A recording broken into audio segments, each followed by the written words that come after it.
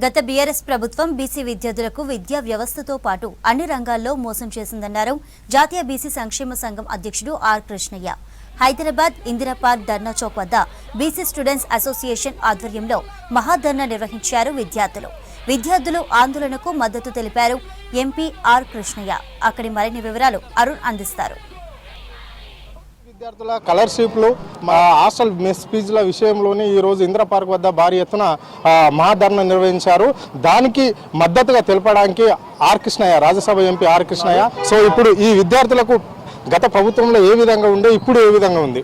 ప్రభుత్వ BC, SC, ST పాఠశాల హాస్టళ్ళు, college హాస్టళ్ళు, అదేవిధంగా గురుకుల పాఠశాలలు, ఈ వర్గాలకి కులాలకు చెందిన గురుకుల పాఠశాల మెస్ ఛార్జీలు ఇప్పుడు ఏదైతే ఇస్తున్నారో అది 6 సంవత్సరాల క్రితము ఆనాటి రేట్ల ప్రకారం ఇచ్చారు.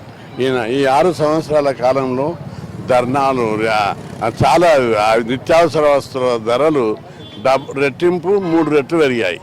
అందుకే పెరిగిన ధరల ప్రకారం హాస్టల్ విద్యార్థుల, గురుకుల విద్యార్థుల మెస్ ఛార్జీలను రెట్టింపు చేయాలని చెప్పి డిమాండ్ చేస్తూ వేలాది మంది విద్యార్థులతో ఇక్కడ పెద్ద భారీ ధర్నా నిర్వహించడం జరుగుతుంది.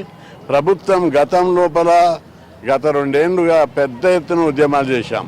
అప్పటి ప్రభుత్వం, టీఆర్ఎస్ ప్రభుత్వం కొంత పెంచింది అని జీవో జారీ చేయలేదు. ఇప్పుడు కొత్త ప్రభుత్వం రాగానే విద్యార్థుల లోపల, హాస్టల్ విద్యార్థుల లోపల చాలా ఉత్సాహం వచ్చింది. ఈ ప్రభుత్వం మేము కష్టపడి తీసుకొచ్చాం, మెస్ ఛార్జీలు పెంచాలి, స్కాలర్షిప్లు పెంచాలని చెప్పి ఆశపడుతున్నారు. అందుకే ప్రభుత్వాన్ని డిమాండ్ చేస్తున్నా, కాలేజ్ హాస్టల్ విద్యార్థుల మెస్ ఛార్జీలను, ఎస్సీ, ఎస్టీ, బీసీ విద్యార్థుల మెస్ ఛార్జీలను 1500 నుంచి 3000కి పెంచాలి.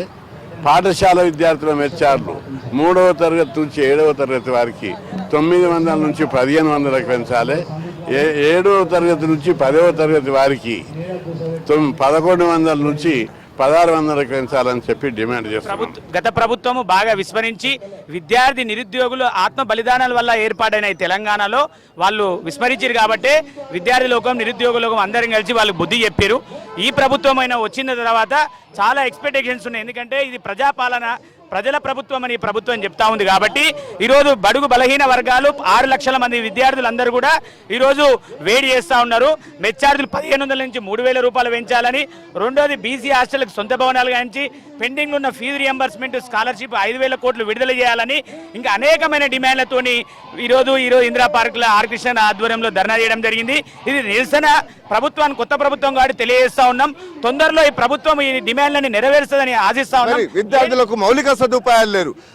200-300 మంది విద్యార్థులు ఉంటే 2-3 వర్కర్లే ఉన్నారు. కాబట్టి 5 వర్కర్లు కావాలని చెప్పి డిమాండ్ చేస్తూ వెంటనే కావాల్సినటువంటి మౌలిక సదుపాయాలను నెరవేర్చాలి, డిమాండ్లను విడుదల చేయాలని చెప్పి రాష్ట్ర ప్రభుత్వాన్ని గుర్తు చేస్తూ, అదేవిధంగా గౌరవ ముఖ్యమంత్రి గారికి సొంత భవనాలు వెంటనే నిర్మించే ప్రక్రియను మొదలు పెట్టాలని చెప్పి విజ్ఞప్తి చేస్తున్నా. సంక్షేమ హాస్టల్లో చదువుతున్నటువంటి విద్యార్థులకు మెస్ ఛార్జీలను పెంచాలి, సొంత భవనాలు కట్టించాలని చెప్పి ముఖ్యమైన ధర్నా. మరి ప్రభుత్వం మేనిఫెస్టోలో పెట్టిన సొంత భవనాలు కట్టిస్తాం, మరి 50 ఎకరాలు కేటాయిస్తాం, సంక్షేమ హాస్టల్ సిటీలోకి నిర్మిస్తామని చెప్పి ఇంతవరకు దాన్ని ఊసేలేదు. పిల్లలు చచ్చిపోతున్నారు, వాటర్ సదుపాయం లేదు. మరి పందుల కన్నా హీనమైనటువంటి స్థితి హాస్టల్లో అనుభవిస్తున్నారు. గత ప్రభుత్వం నిర్లక్ష్యం వల్ల ఎక్కడేసిన గొంగడి అక్కడిగానే ఉన్నది.